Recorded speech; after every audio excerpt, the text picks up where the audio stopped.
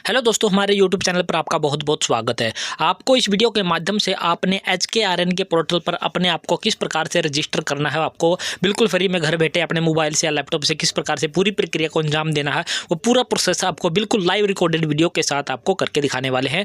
आपने क्या करना है, HKRN गूगल में टाइप करने के बाद हरियाणा कौशल रोजगार निगम की ऑफिशियल वेबसाइट पर आ जाना है। यहाँ पर आपको कैंडिडेट रजिस्टर एंड लॉगिन का ऑप्शन आपको यहाँ पर दिखाई देने वाला है। इस पर आपने क्या है, सिंपली क्लिक कर देना है, जो कि रेड कलर में आपको दिखाई देने वाला है। यहाँ पर क्लिक करते ही यहाँ पर आपने एंटर यूर फैमिली आईडी, अपना फैमिली आईडी का नंबर आपने यहाँ पर है एंटर करना है। यानी कि उस कैंडिडेट की फैमिली आईडी आपने एंटर करनी है जिस कैंडिडेट का आप यहाँ पर रजिस्ट्रेशन करना चाहते हो। आपने यहाँ पर पूरी की पूरी फैमिली आईडी जो कि आपके 8 अंकों की होती है वो पूरी आपने यहाँ पर टाइप कर देनी है।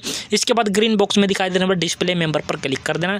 इसके बाद यहाँ पर सेलेक्ट मेंबर से आपने उस मेंबर का सिलेक्शन कर लेना जिसका रजिस्ट्रेशन आप करना चाहते हो। इसके बाद गेट ट्रिपल पी पर आपने OTP पर क्लिक करने के बाद इस प्रकार से आपके रजिस्टर्ड मोबाइल नंबर पर एक 4 अंकों का है जो OTP भेज दिया जाएगा। इंटर OTP वाले इस बॉक्स में आपने क्या करना है, वो 4 अंकों का OTP आपने यहाँ पर इंटर कर देना है। इंटर करने के बाद वेरीफाई OTP का जो ग्रीन बॉक्स दिखाई देने वाला है इस पर क्लिक कर देना है। जैसे यहाँ पर वेरीफाई OTP आपका हो जाएगा, यहाँ पर एक ग्रीन टिक आपका लगकर आ जाएगा। ये आपका ग्रीन टिक है जो लगकर आपका यहाँ पर आ जाएगा। इस प्रकार आपने आ जाए। इसके बाद आपने लॉगिन वाले इस बॉक्स पर क्लिक कर देना। लॉगिन पर क्लिक करते ही आपके हैं जो पूरे यहाँ पर 4 स्टेप होते हैं, जो कि रजिस्ट्रेशन के पहले स्टेप पर आप यहाँ पर पहुँच चुके होते हो। और यहाँ पर आपको जो पर्सनल डिटेल दिखाई देने वाली होगी, कैंडिडेट, उसका फादर का नेम, मदर का नेम, उसकी कैटेगरी, कास्ट, उसके बाद कम्युनिकेशन में उसका एड्रेस आपको यहाँ पर दिखाई देगा, मोबाइल नंबर आपको दिखाई देगा। इसके बाद अदर डिटेल में उसकी कास्ट, उसकी एजुकेशनल क्वालिफिकेशन दिखाई देगी। उसके बाद उसकी फैमिली आईडी में कितनी वो जो इनकम वेरीफाइड है वो आपको यहाँ पर दिखाई देने वाली होगी। आपके राइट साइड में बिल्कुल नीचे जनरेट रजिस्ट्रेशन ID का ऑप्शन है आपको यहाँ पर दिखाई देने वाला। इस पर आपने सिंपली क्लिक कर देना। क्लिक करते ही रजिस्ट्रेशन नंबर जनरेटेड सक्सेसफुली, आपका रजिस्ट्रेशन नंबर तो यहाँ पर जो सक्सेसफुली जनरेट हो गया, लेकिन अभी तक आपका जो फाइनल सबमिट नहीं हुआ है। आपने इसको स्टेप फाइनल करने के लिए 4 के 4 स्टेप है जो करने होंगे, जो कि हम आपको एक एक करके पूरी प्रक्रिया आपको दिखाई देने वाले हैं। इसके बाद यहाँ पर आपने ओके पर क्लिक कर देना है। ओके पर क्लिक करते ही आप जो स्टेप नंबर 2 पर पहुंच जाओगे, जो कि आपका एजुकेशनल क्वालिफिकेशन जोड़ने का एक कॉलम रहने वाला होगा। आपने यहाँ पर अपनी क्वालिफिकेशन इस प्रकार से सेलेक्ट कर लेनी है, जैसे कि हमने यहाँ पर क्या कर ली, सबसे पहले 10th क्लास को सिलेक्ट कर लेना है। इसके बाद यहाँ पर क्लिक करोगे तो इसको ब्लैक आपको दिखाई दे रहा है। कुछ समय के लिए आपने यहाँ पर क्या करना है, वेट करना है। वेट करने के बाद यहाँ पर चूज बोर्ड का ऑप्शन आपके सामने आएगा, जैसे कि अभी आ चुका होगा चूज बोर्ड। यहाँ पर आपने बोर्ड सेलेक्ट करना है कि कौन से बोर्ड से आपने 10वीं कक्षा पास की है। हमने यहाँ पर हरियाणा बोर्ड है सेलेक्ट कर लिया। इसके बाद डेट ऑन मार्कशीट का यहाँ पर है जो कैलेंडर खुलकर आएगा। यहाँ पर क्लिक करते ही जैसे कि हम यहाँ पर क्लिक करेंगे इस प्रकार से कैलेंडर खुलकर आएगा। 10वीं की DMC पर जो भी डेट है वो डेट आपने यहाँ पर है कैलेंडर से यहाँ पर सेलेक्ट कर लेनी है। उसके बाद 10वीं कक्षा का आपका रोल नंबर है जो आपने पूरा का पूरा आपने यहाँ पर टाइप कर देना। उसके बाद ग्रेड में आपने यहाँ पर नॉन GPA या GPA आपने सेलेक्ट करना है। अगर आप नॉन GPA सेलेक्ट करोगे तो आपने यहाँ पर ऑब्टेन मार्क 10वीं कक्षा में कितने नंबर प्राप्त किए वो नंबर आपने यहाँ पर क्या कर देने होंगे, टाइप कर देने होंगे, जैसे कि हमने कर दिया है। टोटल मार्क 10वीं कक्षा में कितने थे वो आपने यहाँ पर टाइप कर देना है। उसके बाद अगला ऑप्शन आपको दिखाई देने वाला है परसेंटेज का। यहाँ पर 10वीं कक्षा में कितने परसेंटेज थे वो परसेंटेज आपने यहाँ पर टाइप कर देनी है। टाइप करने के बाद यहाँ पर आपने 10वीं कक्षा की अपनी DMC PDF के रूप में यहाँ पर अपलोड कर देनी होगी, जिसका साइज आपने ज़्यादा से ज़्यादा 500 KB का आपने रखना है। यहाँ पर PDF अपलोड करने के बाद आपने ऐड वाले इस ऑप्शन पर क्लिक कर देना है।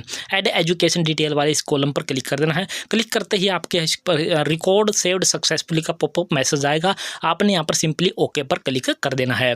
ओके पर क्लिक करने के बाद फिर आपने जो इसके आगे की क्वालिफिकेशन जोड़ने के लिए फिर से क्लिक करना, जैसे कि हमने यहाँ पर 12th पर क्लिक कर दिया है। जैसे हमने पूरी की पूरी डिटेल 10th की फिल की थी उसी प्रकार से 12th की भी हमने सारी की सारी डिटेल इसी प्रकार से फिल करनी है। फिल करने के बाद ऐड एजुकेशनल डिटेल वाले इस बॉक्स पर आपने यहाँ क्लिक कर देना है। क्लिक करने के थोड़ी देर की प्रोसेसिंग के बाद है जो आपकी 12th क्लास की डिटेल भी यहाँ पर सक्सेसफुली इस प्रकार से है जो रिकॉर्ड हो जाएगी, सक्सेसफुली तरीके से सेव हो जाएगी। अब आपने ओके पर क्लिक कर देना है। अब आपने इसके अलावा कोई एजुकेशनल क्वालिफिकेशन है तो आपने क्या करना है, यहीं सेलेक्ट वाले ऑप्शन पर आ जाना यहाँ पर। उसके बाद आपकी ग्रेजुएशन है, डिप्लोमा है या फिर पोस्ट ग्रेजुएशन है, ITI है, कोई भी क्वालिफिकेशन आपने ऐड करने के लिए यही प्रक्रिया आपने करते जाना है। इसके बाद स्क्रॉल करके नीचे आना है और यहाँ पर NSQF national skill qualification framework, अगर आपके पास इस प्रकार का कोई सर्टिफिकेट है तो आपने यहाँ पर इंटर करना, यस करना। यस के बाद सारी डिटेल जैसे कि 10वीं 12वीं की हमने यहाँ पर फिल की है वही भी डिटेल आपने यहाँ पर फिल करने के बाद सेव पर क्लिक कर देना होगा। हमारे पास नहीं थी तो हमने यहाँ पर क्या कर दिया, नो पर क्लिक कर दिया। नो पर क्लिक करने के बाद हम यहाँ पर क्या करेंगे, सेव NSFQ का जो सर्टिफिकेट का नंबर ग्रीन बॉक्स में आपको दिखाई देने वाला है, यहाँ पर हमने क्या कर देना होगा, क्लिक कर देना होगा। जैसे ही हम इस पर क्लिक करेंगे, नो रिकॉर्ड फाउंड जो आपको यहाँ पर दिखाई देने वाला है, यहाँ पर कुछ डिटेल आ जाएगी जो कि नो NA करके इस प्रकार से आपकी डिटेल आ जाएगी। इसके बाद CET कॉमन एलिजिबिलिटी टेस्ट अगर आपके पास है यस करना, उसके बाद डिटेल फिल करनी है। अगर नहीं है तो नो पर क्लिक कर देना। नो पर क्लिक करने के बाद सेव CET क्वालिफिकेशन कर देना। NA डिटेल आपकी आ जाएगी। उसके बाद सिंपली यहाँ पर नेक्स्ट वाले ऑप्शन पर आपने क्या है, क्लिक कर देना है। जैसे नेक्स्ट वाले कॉलम पर क्लिक करोगे, आप स्टेप नंबर है जो 3 पर पहुंच जाओगे, जो कि आपका सोशियो इकोनॉमिक क्राइटेरिया का आपका रहने वाला होगा, फादरलेस वगैरह का रहने वाला होगा। अगर आप यहां पर क्या कर देते हो, यस पर क्लिक करते ही 2 ऑप्शन और खुलकर आ जाएंगे। पहला ऑप्शन आपका होगा ऑर्फन वाला। जैसे आप ऑर्फन वाले में भी यस करते हो, जैसे कि हम यहाँ पर आपको करके दिखा देते हैं यस। जैसे यस पर क्लिक करोगे तो यहाँ पर फादर और मदर, या पहले फादर की डेट ऑफ डेथ, उसके बाद आपकी है जो सर्टिफिकेट नंबर डेथ सर्टिफिकेट का, उसके बाद वो डेथ सर्टिफिकेट अपलोड करना है यहाँ पर। और इसी प्रकार से आपने है जो अपनी माता का जो भी डेथ सर्टिफिकेट आपका रहने वाला होगा, उसकी डेट, उसके बाद उसका है जो सर्टिफिकेट नंबर और अपलोड करना होगा डेथ सर्टिफिकेट, और इसके बाद सारी डिटेल आपकी यहाँ पर फिल हो जाएंगी। ये हो गया ऑर्फन वाला केस। अगर ऑर्फन नहीं है तो आपने नो पर क्लिक कर देना।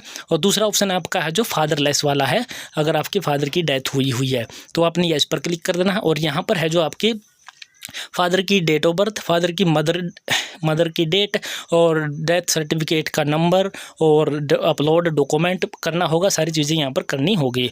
अगर आप यहाँ पर नहीं करते हो तो आपको इस प्रकार से इंटरफेस आएगा और सिंपली यहाँ पर है जो आपका सेव करने का ऑप्शन आपके सामने अवेलेबल हो। करते ही आपके सामने जो नो रिकॉर्ड यहाँ पर फाउंड आपको दिखाई देने वाला वो आपका socio economics detail saved successful, इस प्रकार का पॉपअप मैसेज आएगा। ओके पर आपने क्लिक कर देना है।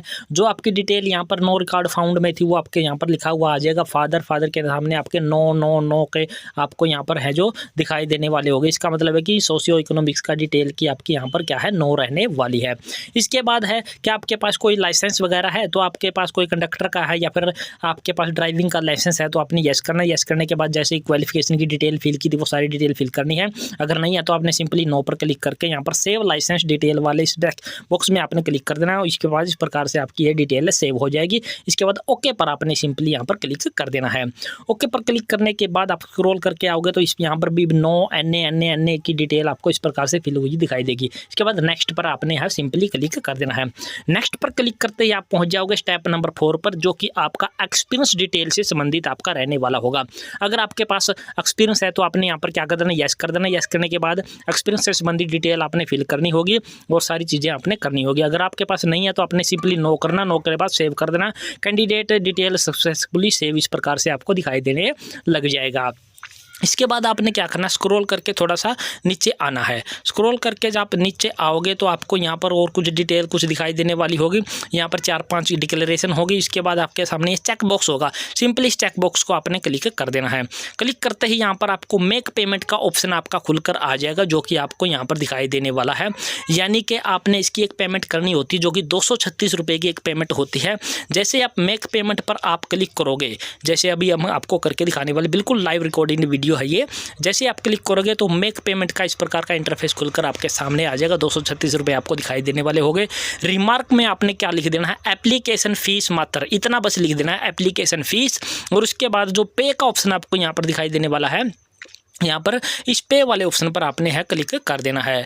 क्लिक करने के बाद आपने बिल्कुल भी छेड़खानी बिल्कुल नहीं करनी है, जितनी देर ये प्रोसेसिंग ले रहना है। इसके बाद हरियाणा कौशल रोजगार निगम लिमिटेड इस प्रकार से आपका जो इंटरफेस खुलकर आ जाएगा। इसके बाद आपको 15 मिनट का टाइम मिलेगा इस ट्रांजैक्शन को पूरा करने के लिए। आपने यहाँ पर अपना पिन कोड डाल देना। पिन कोड डालने के बाद आपकी जो डिस्ट्रिक्ट वगैरह है जो आपकी सारी उठा ली जाएंगी। इसके बाद आपने यहाँ पर क्या करना, अपना मोबाइल नंबर है जो इंटर कर देना है। इंटर करने के बाद अपनी ईमेल यहाँ पर देना चाहो तो आप यहाँ पर अपनी ईमेल है जो आप यहाँ पर टाइप कर सकते हो। इसके बाद बिलिंग इन्फॉर्मेशन में अपने कैंडिडेट का नाम इंटर कर देना है। यहाँ पर विलेज या शहर का नाम आपने इंटर कर देना है। इसके बाद स्क्रॉल करके आपने थोड़ा सा नीचे आ जाना है और यहाँ पर पेमेंट इन्फॉर्मेशन में आप नेट बैंकिंग के तहत करना चाहते हो या UPI के तहत करना चाहते हो। हमने UPI वाले ऑप्शन को सिलेक्ट कर लिया। उसके बाद जनरेट QR हमने कर लिया है और अब हमने इसको दूसरे फ़ोन से अपने क्या इसको स्कैन करना है। स्कैन करने के बाद आपने इस पेमेंट को क्या है कर देना है। थोड़ी सी प्रोसेसिंग के बाद आपकी ये पेमेंट हो जाएगी। हो जाने के बाद इस प्रकार से आपको दिखाई देगा और आपने क्या करना, घबराना बिल्कुल नहीं है। ये सर्वर एरर का आपको इस प्रकार से दिखाएगा ही दिखाएगा, आपने बिल्कुल नहीं घबराना है। आपने क्या करना, फिर से एक नई विंडो पे जाना है, जैसे कि हम आपको दिखा दें। फिर से वही पूरी प्रक्रिया आपने करनी है। कैंडिडेट वाले इस ऑप्शन पर आना है, PPP आपकी ID यहाँ पर आपने इंटर कर देनी है।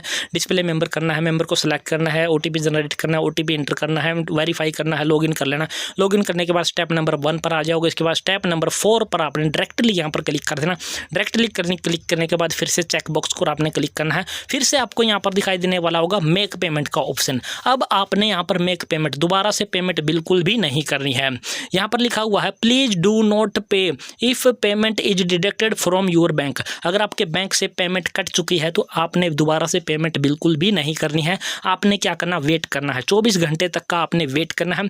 24 घंटे के बाद जब आप दोबारा से लॉगिन लोगे तो यहाँ पर फाइनल सबमिट करने का एक ऑप्शन आपके पास अवेलेबल होगा। 24 घंटे के बाद हम यहाँ पर क्या कर देते हैं, लॉगिन कर लेते हैं। जैसे कि हमने अभी यहाँ पर 24 घंटे के बाद लॉगिन कर लिया है। स्टेप नंबर 1 पर हम ऑलरेडी आ चुके हैं। अब हम स्टेप नंबर 2 पर आपको क्लिक करके दिखाते हैं। स्टेप नंबर 2 पर क्लिक करते हो तो एजुकेशनल क्वालिफिकेशन आपको यहाँ पर ऑलरेडी सबमिट मिलेगी। इसके बाद हम डायरेक्टली क्या करते हैं, स्टेप नंबर 4 पर क्लिक कर देते हैं। स्टेप नंबर 4 पर क्लिक करने के बाद हमारे सामने इस प्रकार का इंटरफेस फिर से खुल कर आएगा। फिर हमारे पास ये चेकबॉक्स आपके इस पास अवेलेबल होगा। इस पर क्लिक करते ही फाइनल सबमिट का ऑप्शन आपको इस प्रकार से दिखाई देने लग जाएगा। अब आपने क्या करना, सिंपली फाइनल सबमिट वाले इस कॉलम पर आपने क्या कर देना है, क्लिक कर देना है। क्लिक करते ही आपके सामने इस प्रकार का इंटरफेस आ जाएगा। रजिस्ट्रेशन सक्सेसफुली, यानी कि आपका रजिस्ट्रेशन यहाँ पर क्या है, सक्सेसफुली तरीके से हो चुका है। पेमेंट होने के बाद 24 घंटे आपने वेट करना है। उसके बाद आपने फाइनल सबमिट क्लिक करना है। रजिस्ट्रेशन सक्सेसफुल इस प्रकार से आपका हो जाएगा। इसका आपने स्क्रीनशॉट ले लेना है या प्रिंट आउट ले लेना, जैसा आपका चाहो वैसा आपने कर लेना है।